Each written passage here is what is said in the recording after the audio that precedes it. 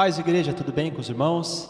Estamos chegando aqui para a nossa última semana, os últimos capítulos do Evangelho de Lucas, capítulo 21, 22, 23 e 24. Vamos comentar aqui. Eu quero já agradecer você que nos acompanhou aí ao longo de todo esse Evangelho, você que começou lá em Mateus, né? Você que passou por Marcos, agora estamos aqui finalizando o Evangelho de Lucas. Na próxima semana já iniciaremos um novo livro.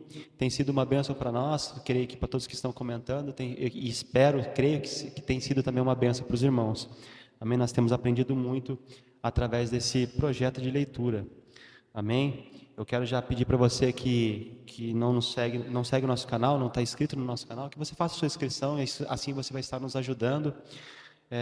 E compartilhando esse vídeo também com os irmãos, com seus familiares, amém? Para a gente poder espalhar a mensagem do Senhor, amém? Vamos iniciar então, capítulo 21 do Evangelho de Lucas, vai falar sobre a oferta da viúva pobre. Lá no verso 1 vai dizer assim: Jesus estava observando e viu os ricos que lançavam o seu dinheiro na caixa de ofertas. E viu também certa viúva pobre lançar ali 2 pequenas moedas. E aqui Jesus ele quebra um pouco a lógica do povo daquele tempo, né? Na lógica daquelas pessoas, aquele que estava lançando mais, né, uma quantia maior, ele seria alguém que estava contribuindo mais, seria alguém que estava ofertando mais, dando mais, né, para Deus. E Jesus ele vem e diz assim: olha, essa viúva que lançou apenas 2 moedas, ela deu mais, né? Está lá no verso 3. Digo que essa viúva pobre deu mais do que todos os outros, né? Porque essa viúva entregou 100%, e aqueles homens estavam apenas pagando aquilo que era imposto pela lei, né? Alguns ali entregando seus 10%, talvez outros um pouco mais, um pouco menos, mas todos entregavam daquilo que não iria fazer falta.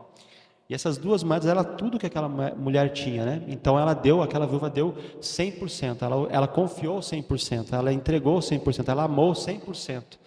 Nessa oferta que ela lançou. E o Senhor, ele, quebrando a lógica daquela época, mais uma vez, porque é isso que ele fazia, né? Enquanto estava ali, ele disse: olha, quem entregou mais foi ela entregou 100%. Amém? A gente inicia aqui, a gente já vai passar agora para o subtítulo que está aqui na minha Bíblia, né? A destruição do templo. Que me chama também muita atenção esse texto, porque vai dizer assim, lá no 5. Alguns falavam a respeito do templo, como estavam ornados de belas pedras e de dádivas. E no 6, Jesus percebendo isso, ele diz assim: vocês estão vendo essas coisas? Virão dias em que não ficará pedra sobre pedra que não seja derrubada. E aqui nós fazemos mais um comentário. Jesus aqui ele não estava dizendo de algo que iria acontecer no fim dos tempos, mas algo que já aconteceu. Ele estava profetizando algo que aconteceu por volta ali do ano 70. Eu acho que eu comentei alguma coisa a respeito na semana anterior. Jesus aqui ele estava dizendo para aquelas pessoas algo que iria acontecer alguns anos depois, algumas décadas, poucas décadas depois dele ser crucificado, de ser levado aos céus, né, ressuscitado, de ser levado aos céus. Algo que já aconteceu, já se cumpriu. Mas Jesus ele faz esse alerta para aquelas pessoas que estavam ali admirando o templo, né? Era um templo grandioso, uma obra grandiosa, né? Então no 7 eles perguntam para ele: olha, mestre, quando será isto? E que sinal haverá quando essas coisas estiverem para acontecer? Então Jesus diz no 8, olha, tenham cuidado para não serem enganados, porque muitos virão em meu nome, dizendo sou eu, e também chegou a hora, porém não vão atrás deles, né? E aqui eu faço uma pausa para a gente fazer mais um comentário, né? Jesus ele diz assim, tenham cuidado para não serem enganados.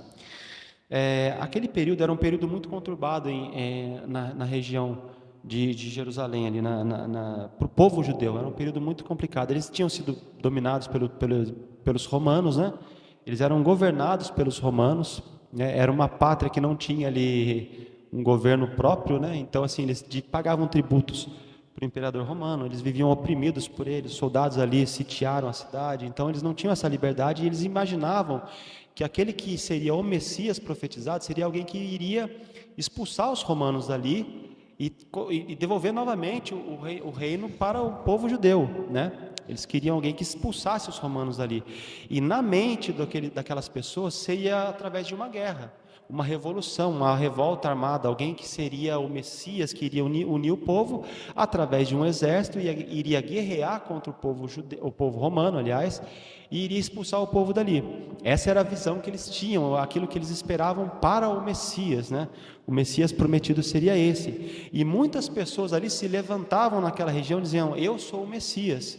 E eles cativavam pessoas ali nas regiões ali, eles conseguiam formar pequenos exércitos, pequenos grupos de pessoas ali, que pegavam em armas e aí faziam pequenas revoltas, né? Se revoltavam em diversas regiões ali e entravam em guerra com soldados, matavam pessoas importantes ali dos romanos, né, que estavam ali, com contenda, com guerra e tal, e essas pessoas, elas conseguiam enganar as outras pessoas. Muitas pessoas eram enganadas por essas pessoas, né? Eles diziam: olha, eu sou o Messias, né? Vocês têm que me seguir. Então era um período muito difícil, né? E Jesus, ele faz esse alerta, fala: olha, muitos virão dizendo: sou eu, mas não sigam essas pessoas, né? Muitas pessoas vão dizer assim: olha, chegou a hora, qual hora? A hora de guerrear contra os romanos, nós vamos expulsar eles agora, essa é a hora, vamos comigo e nós vamos vencer essa guerra, né? No 9 vai dizer assim: quando vocês ouvirem falar de guerras e revoluções, né, como eu estava dizendo, não fiquem assustados, pois é necessário que primeiro aconteçam essas coisas, mas ainda mas o fim não será logo, né? Então Jesus diz assim, depois no 10, olha, nação se levantará contra nação, reino contra reino. E aqui já é uma parte que as pessoas, nós cremos que já está dizendo mais relacionado ao fim. Haverá grandes terremotos, epidemias e fome em vários lugares, coisas espantosas e também grandes sinais e vindos do céu. Vamos adiantar mais um pouco aqui.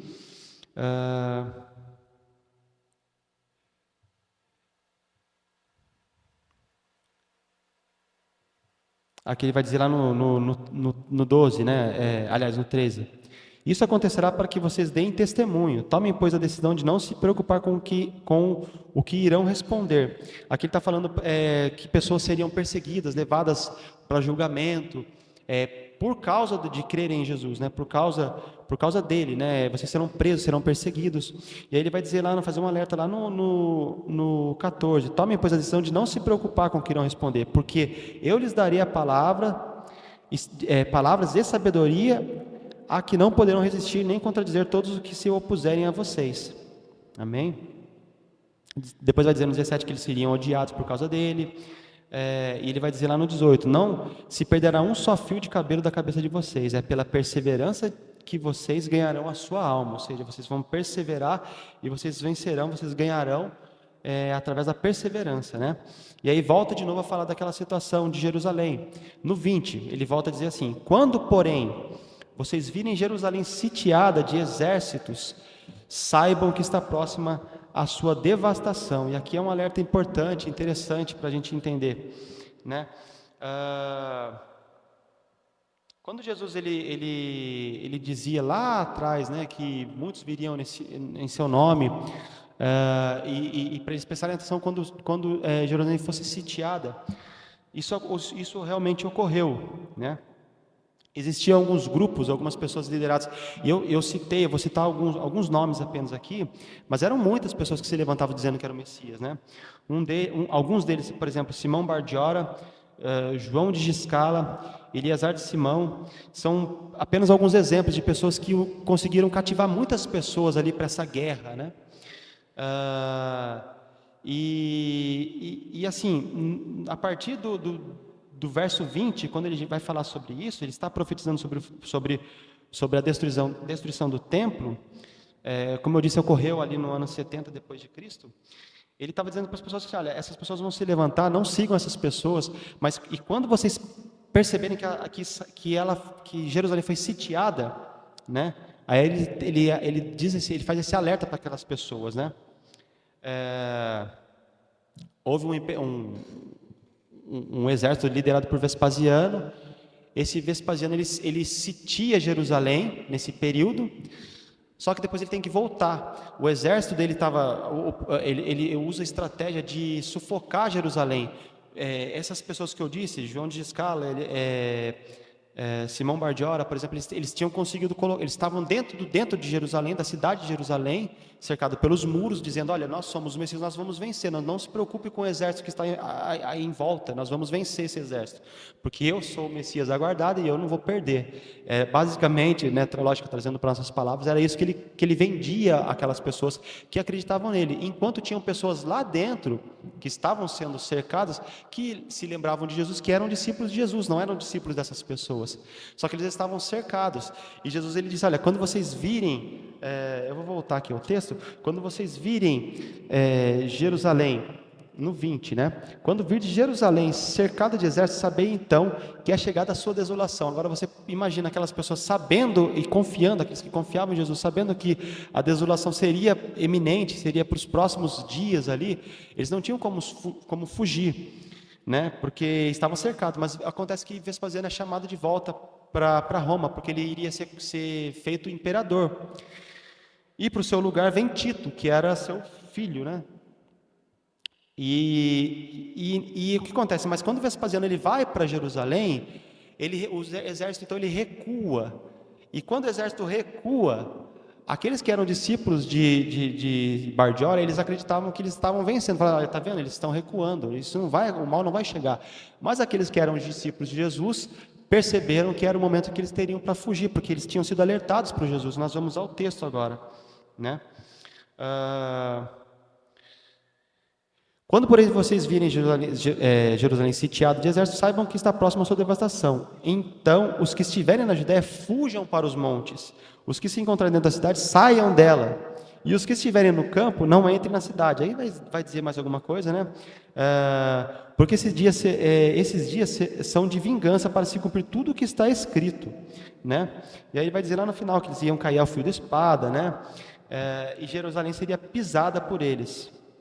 Olha que interessante, aqueles que confiaram em Jesus, aqueles que eram os discípulos de Jesus que estavam ali cercados pelo exército romano, aproveitou essa brecha e sumiu dali, fugiu dali. Os que criam em Jesus, segundo os historiadores, muitos dos que criam em Jesus foram salvos, porque eles se lembraram desse alerta que Jesus fez para ele naquele tempo, antes, décadas atrás, né? Eles se lembraram, falaram: não, Jesus, ele disse que seria assim, e fugiram, né?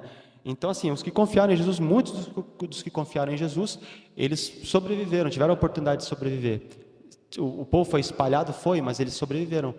E aqueles que não confiaram, aqueles que acreditavam na palavra desses homens, eles morreram, porque depois que Vespasiano vem um outro liderando o povo, que foi Tito. E Tito, então, ele vai, ele vence, ele invade então a cidade e destrói toda a cidade. Os muros de Jerusalém caem, o templo é saqueado, enfim. Essa palavra já se cumpriu, né? Então, Jesus aqui, aqueles que confiaram em Jesus naquele tempo, aqueles que se lembraram das palavras de Jesus, tiveram a oportunidade de fugir, né? Depois ele vai falar da vinda do Filho do Homem mais à frente, né? E ele vai dizer lá no 27, por exemplo, aliás, no 25: haverá sinais no sol, na lua, nas estrelas, sobre a terra, angústia entre as nações e perplexidade por causa do bramido do mar das ondas. Haverá pessoas que desmaiarão de terror pela expectativa das coisas que sobrevirão ao mundo, pois os poderes do céu serão abalados, né? Então verão o Filho do Homem vindo numa nuvem com grande poder e glória, né? Vamos passar um pouquinho aqui. Quando ele vai falar, ele cita a parábola da figueira, ele estava fazendo uma alusão àquilo que estava acontecendo. Ele falou: quando vocês veem uma figueira, ela começa a brotar, vocês sabem que o verão está próximo. Ou seja, ele está dizendo: olha, quando vocês virem, assim como vocês fazem a leitura aqui da figueira e já sabem que o verão se aproxima, quando vocês virem esses sinais, saibam que está próximo, né, a volta do o Filho do Homem, né? Assim também, está dizendo no 31, assim também, quando virem acontecer essas coisas, saibam que está próximo o reino de Deus. Amém? Aí ele faz uma exortação à vigilância, né? E vamos passar mais alguma coisa aqui. Vamos passar agora para o capítulo 22. Capítulo 22, Evangelho de Lucas, né? Aqui, vamos lá. O plano para matar Jesus. Estava próxima a festa dos pães sem fermento, os pães asmos, né, chamada Páscoa. Novamente aqui eu faço um comentário, né, que Lucas ele sempre coloca aqui no final, olha, o dia da festa dos pães asmos, né, que isso era algo que os judeus eles comemoravam, eles cumpriam, né, e que importava saber sacrificar a Páscoa. E os principais sacerdotes e os escribas procuravam uma forma de matar Jesus porque temiam o povo. E aqui é interessante a gente fazer um comentário, porque assim, os sacerdotes, os escribas, eles tentaram pegar Jesus através da lei, julgar Jesus de uma maneira por causa da religião, punir Jesus em algum ponto específico da lei, mas eles não conseguiam. E o povo, eles começaram a temer o povo porque o povo começou a acreditar em Jesus, nas palavras de Jesus. Né? Jesus ele estava começando ali a cativar muitas pessoas ali, não somente através daquilo que ele fazia, mas também por causa das suas palavras de sabedoria. Amém? Então vai dizer lá no 3 que Satanás ele então entra em Judas, né? Judas Iscariote, que era um dos seus discípulos, um dos 12 discípulos. Os irmãos conhecem muito bem essa história. Satanás usa Judas para entregar Jesus. Judas era alguém que deu brecha para Satanás, então ele vai acabar vendendo Jesus por um preço, né? Ele estabelece um preço, ele trai Jesus. Judas é aquele que trai Jesus, nós sabemos disso, né? E aí vai dizer assim no 4 que ele foi se entender com os principais sacerdotes, os capitães, e bolar uma estratégia de como que ele iria entregar Jesus, né? Então eles combinam um preço, né? E ele, a partir daí, então, ele buscava uma ocasião, uma boa oportunidade para apontar quem era Jesus para aquelas pessoas, né? E aí vai dizer que os discípulos estavam preparando a Páscoa. Então Jesus ele aponta, ele chama 2 dos seus discípulos, né? E ele fala: olha, vocês vão até um determinado local e lá vai estar tudo preparado para a gente fazer a nossa ceia lá, a nossa Páscoa vai ser feita lá. Vai dizer lá no 11, né? Digam ao dono da casa, o mestre pergunta, onde fica o aposento no qual comeria a Páscoa com os meus discípulos? Mais ou menos como aconteceu na história do jumentinho, né? Ele manda 2 discípulos ir lá e fala: olha, peguem um jumento e tal, assim, e digam, o mestre precisa dele e tal, e é mais ou menos isso que acontece aqui na questão do lugar. Eles tinham todo um critério, né, para preparar o local para celebrar a Páscoa, né? Era muito complicado, eles tinham que limpar, não podia ter fermento, nada fermentado, era algo complicado para se fazer. E Jesus eles não tinham assim uma morada específica, então era muito complicado para eles fazerem. Então eles estavam pensando: onde nós vamos fazer a Páscoa, né? A gente tem que preparar o lugar, não é só chegar e a gente montar a mesa e enfim, precisa ser preparado, limpo, tem todo um ritual, né? Então Jesus ele já diz assim: olha, vocês vão em um determinado local, vocês vão ver uma pessoa com um cântaro, carregando um cântaro, vocês cheguem a essa pessoa e digam: onde vai ser, qual que é o local onde nós vamos celebrar a Páscoa, né? E aí assim eles fazem, e assim acontece, né? Eles encontram esse homem e aí eles encontram um local já todo preparado, né? Então chega a hora da ceia, né? Chegada a hora, Jesus se põe à mesa, ali no verso 14, né? Ele e os apóstolos estavam com eles. Então Jesus vai dizer no 15: tenho desejado ansiosamente comer essa Páscoa com vocês antes do meu sofrimento, pois eu lhes digo que nunca mais comerei até que ela se cumpra no reino de Deus, né? E aí ele faz o ritual da Páscoa, da celebração da ceia, né? No 17, é muito conhecido dos irmãos, né? No 18, ele vai dizer novamente que ele não vai mais beber do fruto da videira até que venha o reino de Deus, né? Depois ele dá graças também, ele pega o pão, parte dá graças, né? E ele diz assim: esse é o meu corpo que é dado por vocês, façam isso em memória de mim. Do mesmo modo, depois da ceia, pegou o cálice, dizendo: olha, esse cálice é da nova aliança do meu sangue derramado por vocês. Mas eis que a mão do traidor está comigo à mesa. Jesus aqui, ele diz novamente para aquelas pessoas que ele está dizendo: olha, é a última vez que eu vou estar com vocês nessa mesa, né? Isso ainda estava oculto com aquelas pessoas, e depois ele vai dizer assim: olha, aquele que vai me trair está aqui na mesa. A mão do traidor está na mesa. E ele não indica quem era o traidor, porque imagina, né, aquelas pessoas ali, se ele fala quem era o traidor, aquele traidor não sairia dali, obviamente não iria sair dali, então ele não diz, mas ele diz: olha, tem um traidor entre nós, né? Então eles começam a perguntar entre si quem seria, porque Jesus não diz quem é, ele só diz que o traidor estava ali. Tinham muitas pessoas ali, mas não diz quem era, né?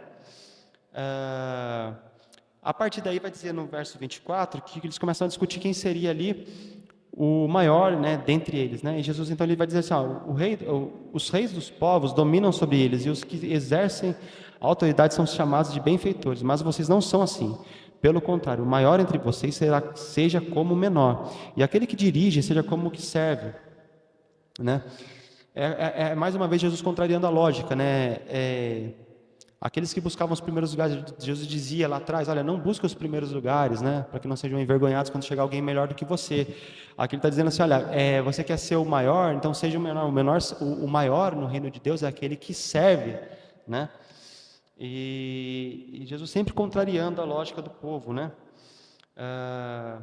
E depois ele vai dizer assim, no 29, eu confio a vocês um reino, assim como meu Pai confiou a mim, para que comam e bebam a minha mesa no meu reino, e vocês se assentarão em tronos para julgar as 12 tribos de Israel. Então ele deixa uma promessa para aquelas pessoas que estavam ali querendo saber quem que era o maior, quem vai ser o maior. Ele está dizendo, olha, há algo para vocês, preparado para vocês, né? Não agora. Agora, aquele que é maior, aquele que você quer ser o maior, você tem que servir. E assim tem sido na vida dos irmãos, né? Nós temos aprendido a respeito disso. O povo, os escribas, os fariseus, eles gostavam de ser os primeiros, de terem os primeiros lugares, de serem ali honrados. E Jesus estava dizendo, não, eu mesmo vim e eu estou aqui para servir. Então, se você quer ser o maior, você serve o menor. E assim é na lógica do Evangelho de Jesus. Amém? Vamos lá, verso 31. Jesus ele diz assim, Simão, Simão, eis que Satanás pediu para peneirar você como trigo, né?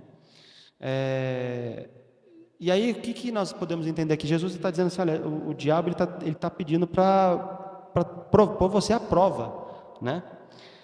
O Satanás quer provar você, quer peneirar você, quer testar você. Eu, porém, orei por você, para que a sua fé não desfaleça, e você, quando voltar para mim, fortaleça os seus irmãos. Eu gosto muito desse texto, porque ele vai dizer assim, em outras versões, verso 32, diz assim, ó, eu roguei por ti, para que a tua fé não desfaleça, e tu, quando te converteres, confirma teus irmãos. A gente fala, poxa, Pedro estava lá, né? Simão, ele mudou o nome de Simão, né? Falou, você vai ser agora Pedro. E aqui novamente chama ele de Simão. E diz assim, o Satanás está tentando testar você. Eu, porém, eu orei, eu roguei para você, para que a sua fé não se desfaleça. E quando você se converter, você fortaleça os seus irmãos, né? Às vezes a gente acha que a gente está bem, está pronto, né? Pedro andava com Jesus, era alguém que foi importante no ministério de Jesus, e Jesus diz assim, olha, quando você se converteu, ou seja, você ainda não está pronto, mas quando você tiver, você vai fortalecer os seus irmãos. Por isso que é importante a gente entender que a gente não pode, aquilo que diz a Bíblia, né? Aquele que está de pé, cuide para que não caia, né? A nossa esperança é sempre o Senhor, é o Senhor que é a nossa esperança, né? Nós não podemos confiar em nós mesmos, mas no Senhor. Pedro é alguém que depois, aí de Pedro ele responde, né? Nós vamos entender o porquê que Jesus ele diz isso a Pedro, né? Que Pedro ele diz para Jesus que ele estava pronto aí com o Senhor, tanto para a prisão como para a morte. Então Jesus ele faz o alerta, fala, ainda hoje, né? Aliás, ele diz assim, ó, hoje ainda, antes que o galo cante, você me negará 3 vezes. Aí depois disso, vamos correr mais um pouco aqui. Jesus ele sai. Aqui andando mais um pouco à frente, ganhando mais um pouco, para a gente ganhar um pouco mais de tempo, Jesus ele sai e ele, como de costume, está dizendo o texto, né, ele vai para o Monte das Oliveiras, ele sai da cidade e vai para o monte, né, um local onde ele estava acostumado a orar, e ele leva os seus discípulos, eles estavam acostumados a fazer, eles sabiam que Jesus estava acostumado a fazer isso, né, fazia isso constantemente nesses últimos dias, né? Então eles saem ali e diz que Jesus ele chega a um lugar escolhido. Então ele disse a essas pessoas, orem para que vocês não caiam em tentação. Ele, por sua vez, ele se afastou um pouco mais, ele vai um pouco mais além para orar, né? E aí Jesus ele faz aquela oração que nós conhecemos, dizendo assim, Pai, se queres afasta de mim esse cálice, contudo não se faça a minha vontade, mas sim a tua, né? Diz o texto que apareceu um anjo e consola Jesus, porque ele estava muito angustiado. Você se lembra que lá no Monte da Transfiguração, aparece ali Elias e Moisés, eles dizem a ele como que seria o fim, né? Então Jesus ele estava ali às portas de viver tudo aquilo que ele sabia que ele ia viver. Era um sofrimento terrível, né? A pior das condenações, humilhação, e ele estava sofrendo muito ali. Então ele roga ao Pai que, se fosse possível, ele passar por aquilo sem que ele bebesse daquele cálice, ele queria, mas que a vontade do seu Pai fosse feita, né? É interessante como no momento de angústia, Jesus clamou ao Pai, né? E isso fica para a gente de aprendizado, de exemplo, né? Que nós às vezes estamos angustiados, nós temos a oportunidade de, assim como Jesus fez, Jesus, Filho de Deus, ele fez, né? Nós devemos procurar um local, ter esse particular com Deus, porque ele estava com alguns homens e falava: vocês fiquem aqui, eu preciso orar um pouco mais à frente. É a questão do secreto, a questão de estar só nós, só você e o Senhor, né? Você fechar sua porta, e ali você se prostrar e você se derramar na presença do Senhor, para que Ele seja o seu consolador, amém? Aqui vai dizer o texto que um anjo veio consolar Jesus. O Espírito Santo é o nosso consolador. Às vezes nós precisamos de um momento a sós com Deus para a gente ser consolado por Deus, amém? Vamos lá. Depois Jesus ele volta e os discípulos estavam dormindo, né? Está lá no 46. Depois ele diz: não, mas levantem e orem para que não caiam em tentação. Após isso, Jesus é preso, né? Lá a partir do 47, enquanto Jesus ainda estava falando, Judas vem e com um beijo ele entrega Jesus, né? Jesus então ele diz: olha, com um beijo você trai o Filho do Homem. E aí um dos que estava ali com ele, ele pergunta: olha, Senhor, devemos atacar com espadas, né? E um deles ataca o servo do sumo sacerdote e corta a orelha dele. Jesus vai e cura esse homem, né? E ele diz: basta, né? Não, deixem. Então Jesus ele diz aos principais sacerdotes que estavam ali: vocês vieram com espadas e porretes como para prender um salteador, né? Eu estava com vocês todos os dias, né? E aí ele diz: olha, estava com vocês todos os dias e vocês não tentaram me prender. Esta, porém, é a hora de vocês e a hora do poder das trevas, amém? Vamos seguir mais um pouco.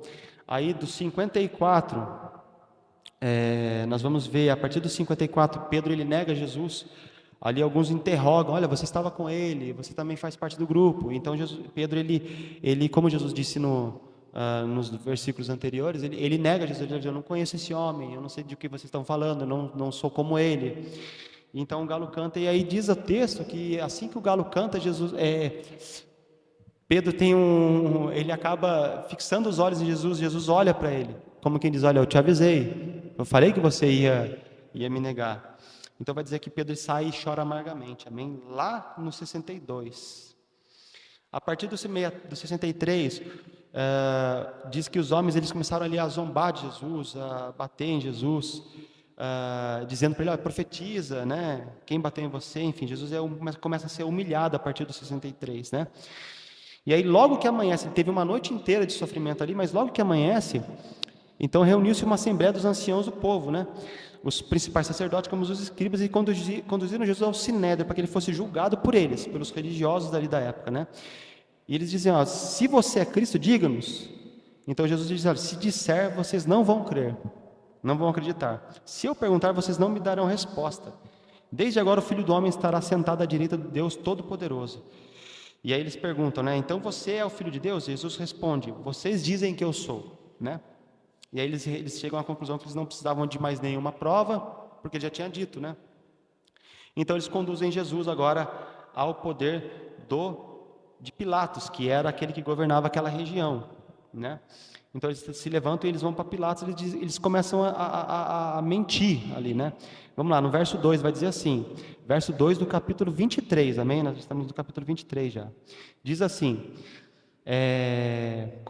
ali eles começam a acusá-lo, dizendo: encontramos esse homem pervertendo a nossa nação e impedindo que se pague imposto a César. Olha que curioso, né?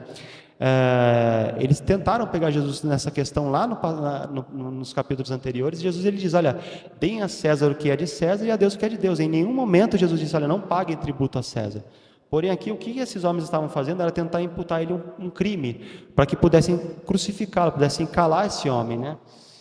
Então eles dizem depois: olha, ele está dizendo que ele é o Cristo, que ele é o rei. Mas Pilatos pergunta a Jesus: você é o rei dos judeus? E Jesus responde: é o Senhor que está dizendo, né? Não sou eu, o Senhor que está dizendo.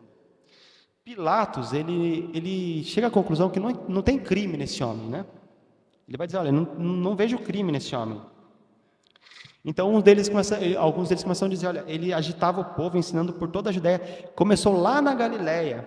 E aí Pilatos tem uma ideia. Ele fala, esse homem é galileu, então eu vou enviar ele para Herodes, porque Herodes era aquele que controlava aquela região. Então, Pilatos ele manda aqueles homens levarem ele a Herodes. Né? Vamos correr mais um pouco aqui. Olha lá, no 7. Ao saber que Jesus era da região governada por Herodes, estando este em Jerusalém naqueles dias, Pilatos enviou Jesus a Herodes, né? Quando Herodes fica sabendo, ele ficou feliz, porque ele queria encontrar esse homem há bastante tempo, né? Ele tinha ouvido falar daquele homem desde a Galileia, ele queria saber quem que era esse homem. Então ele também começa a interrogar Jesus, né? E aí Jesus não respondia, né?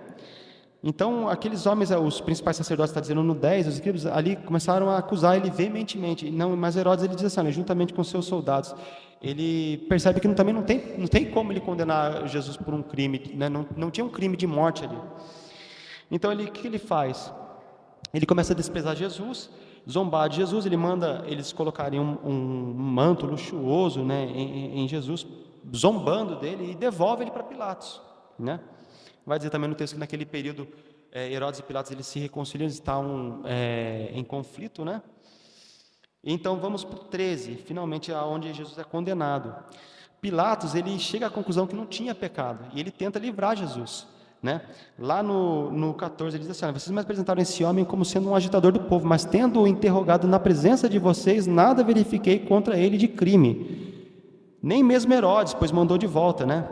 É claro que ele não fez nada para que mereça a morte, mas aquele povo, aqueles homens que ali estavam, começam a dizer, não, ele diz assim, olha, eu vou soltar. Então aqueles homens dizem, não, fora com esse, não solte Barrabás. Era Páscoa e existia o costume de um preso ser solto, né, nesse período. Mas Pilatos, por 3 vezes ele diz, não, esse homem não tem pecado. Mas o povo começou a se agitar ali e gritar, olha, não queremos esse, crucifica-o, só liberte Barrabás.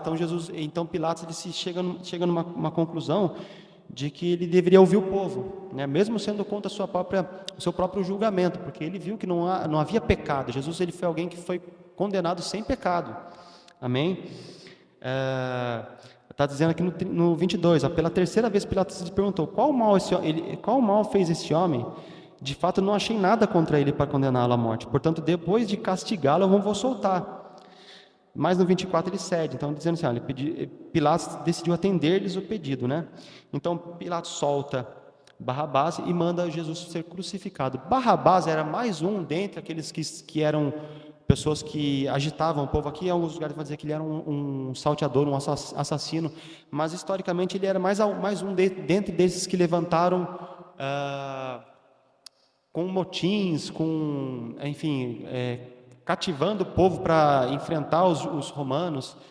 E ele era um assassino, né?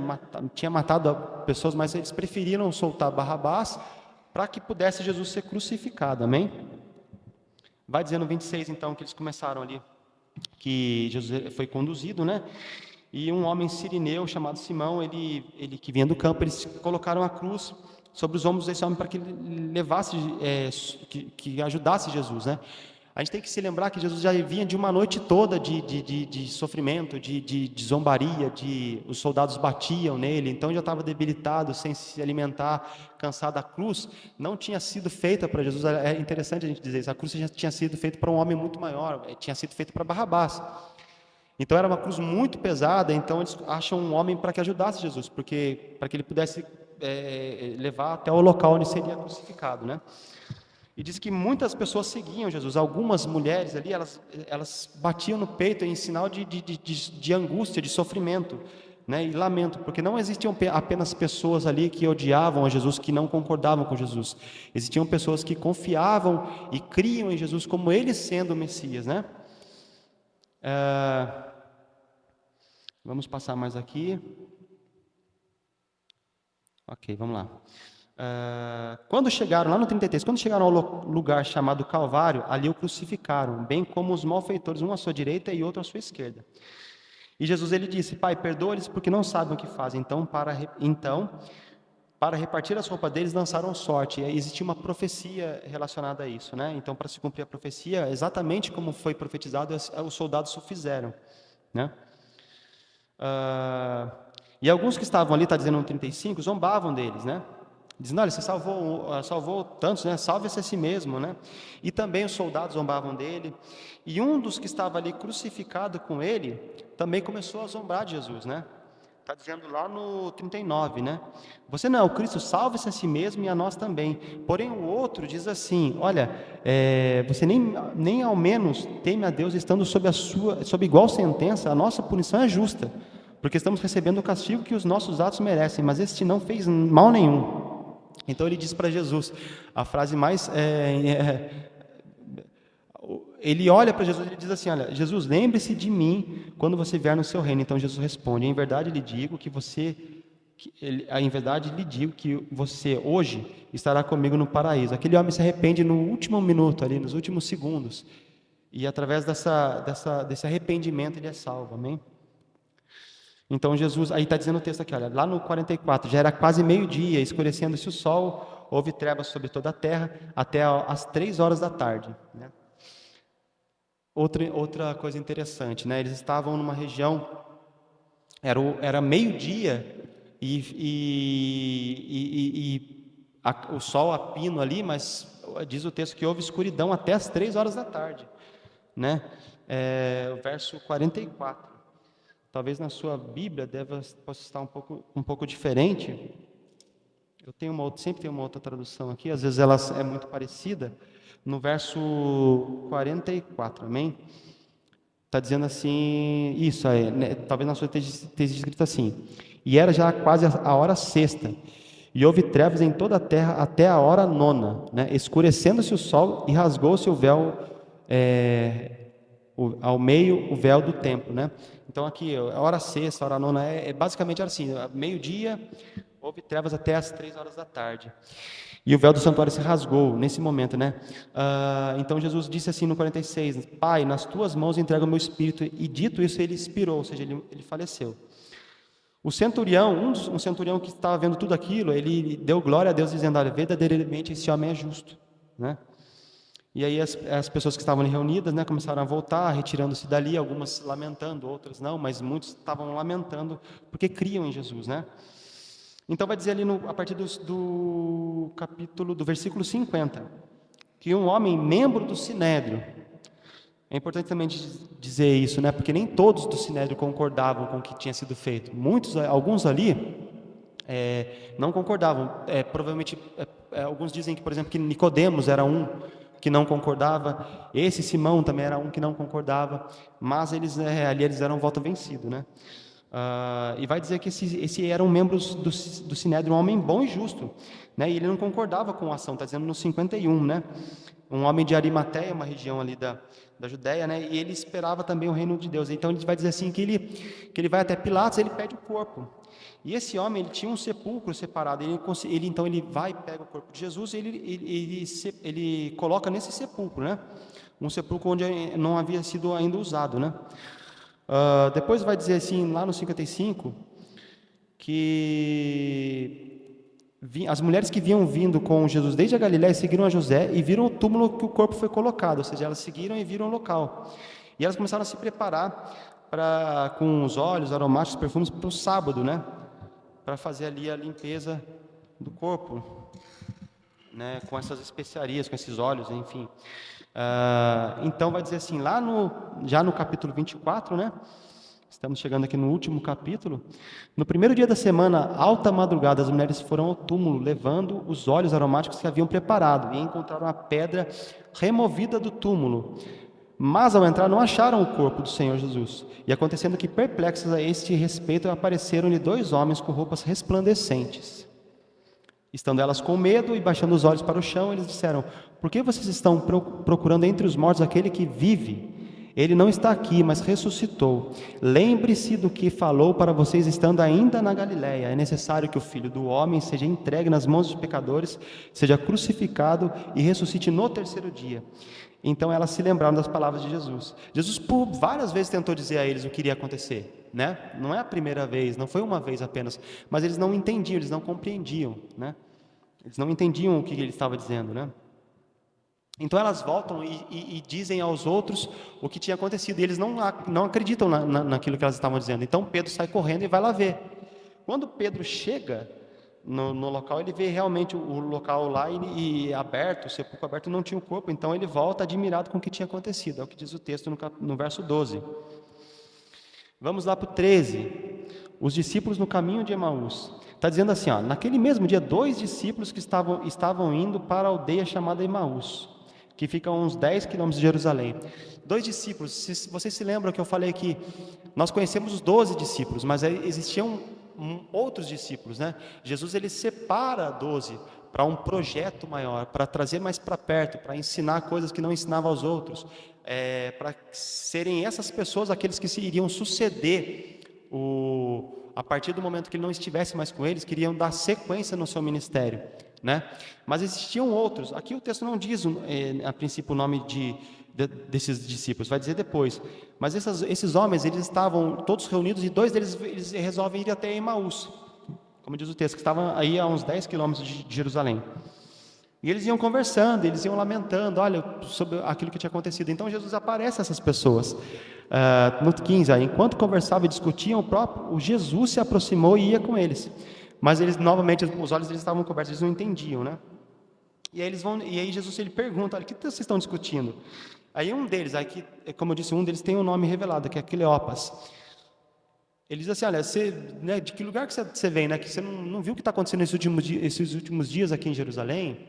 Aí ele vai falar sobre Jesus, né? Com Jesus Nazareno, que era um profeta poderoso em obras e tal. E vai dizer que os principais ali, eles entregaram eles e condenaram Jesus e crucificaram e tal. E nós esperávamos que fosse ele a quem havia de redimir Israel.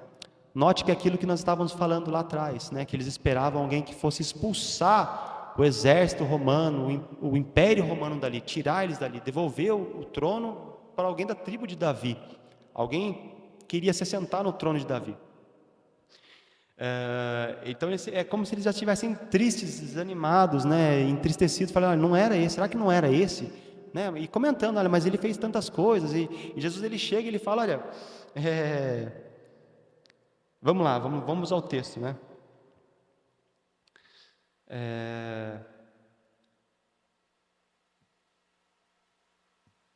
Lá no verso 25. Então ele lhes disse, como vocês são insensatos, demoram para crer em tudo que os profetas disseram? Não é verdade que o Cristo tinha de sofrer e para entrar na sua glória? Ele tinha que sofrer e entrar na sua glória? E começando por Moisés e todos os profetas, explicou-lhes o que constava a respeito dele em toda a Escritura. Olha, note aqui, Jesus ele tentou alertar ele lá atrás, não conseguiu. Aqueles homens estavam desanimados, falando, olha, não é esse que vai redimir o nosso povo? Então Jesus ele volta e diz, olha, vamos lá. Ele pega e explica novamente, desde Moisés, vai falar sobre os profetas, as profecias e tal. Então eles chegam no local e já era tarde, né? Então eles dizem, olha, eles convencem Jesus para entrar e ficar com eles, né? E aconteceu que quando estavam à mesa, ele pegou o pão e abençoou, e depois partiu o pão e deu a eles. Então os olhos dele, versículo 31, se abriram, e eles reconheceram Jesus, mas ele desapareceu da presença dele, né? E aí eles dizem um ao outro, olha, o seu peito não queimava. É verdade que o coração não ardia no peito quando ele nos falava pelo caminho, quando nos explicava das Escrituras. Então, na mesma hora, eles resolvem voltar para Jerusalém, né? E aí eles acham os 11 reunidos, e então eles dizem, olha, de fato o Senhor ressuscitou e já apareceu a Simão. Eles disseram a eles, né? Então os dois contaram o que lhe tinha acontecido no caminho e como tinha reconhecido o Senhor do partir do pão. Amém?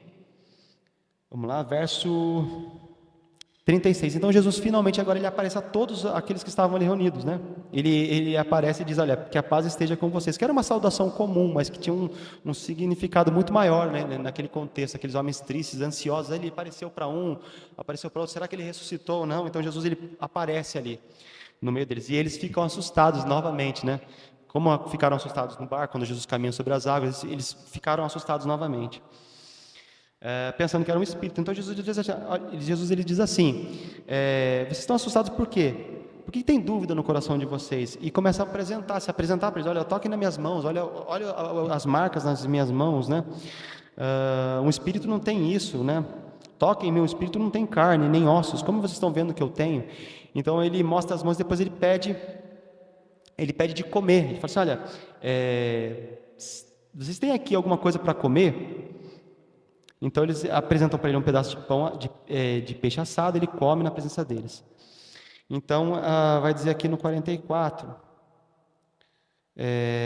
são essas as palavras que eu lhes falei, estando ainda com vocês, que era necessário que se cumprisse tudo o que está escrito a respeito de mim na lei de Moisés, nos profetas, nos salmos. E então lhes abriu o entendimento para compreenderem as Escrituras. E disse-lhes: assim está escrito que o Cristo tinha que sofrer e ressuscitar dentre os mortos no terceiro dia, e que em seu nome se pregasse arrependimento para remissão de pecados a todas as nações, começando em Jerusalém. E vocês são testemunhas dessas coisas. Eis que envio sobre vocês a promessa de meu Pai. Permaneçam, pois, na cidade até que vocês sejam revestidos do poder que vem do alto. Olha que interessante. Jesus ele faz essa explicação para aqueles dois homens de Emaús, depois novamente ele faz essa revelação, essa explicação para os discípulos que estavam nessa casa, e aí ele diz: olha, a partir de aqui vai ser com vocês, né? Mas por enquanto fiquem aqui, vocês vão ser revestidos para que as coisas aconteçam, né? E só a partir daí eles entendem aquilo que Jesus estava dizendo lá atrás. Muitas vezes a gente prega, você tem a oportunidade de pregar para alguém, essa pessoa tem essa dificuldade, a gente tem ânsia, fica ansioso para que a pessoa entenda. Aqueles homens andaram com Jesus por um bom tempo, por muito tempo. Eles viram Jesus realizar milagres, né, prodígios, maravilhas, e ainda assim eles tinham dificuldade para entender. Então muitas vezes nós queremos que as coisas aconteçam rapidamente, mas não é dessa forma que acontece, amém? E a partir do verso 50 vai dizer assim, então, que Jesus os levou para fora até Betânia e erguendo as mãos os abençoou. E aconteceu que enquanto os abençoava, ia se retirando deles, sendo elevado para os céus. Então eles, adorando, voltaram para Jerusalém cheios de alegria e estavam sempre no templo louvando a Deus. Amém? E assim nós encerramos o Evangelho de Lucas. Eu espero que os irmãos tenham sido abençoados. Eu fui abençoado através dessa leitura, através desses comentários. Que os irmãos possam continuar firmes nesse propósito. Nós estaremos começando já na próxima semana o livro de João, amém? Vai ser uma bênção também, eu creio nisso. Um capítulo por dia, amém? Que você continue nos acompanhando. E assim nós encerramos mais um evangelho. Já foram 3, amém? Mateus, Marcos e agora Lucas, amém? Eu agradeço a você que acompanhou e aguardo os irmãos para os próximos, né? Vai ser uma outra pessoa, mas vai ser uma bênção da mesma maneira, eu creio, amém? Então que você seja abençoado em nome de Jesus e continue com esse propósito, que é através das Escrituras que nós somos edificados, amém? Deus abençoe os irmãos.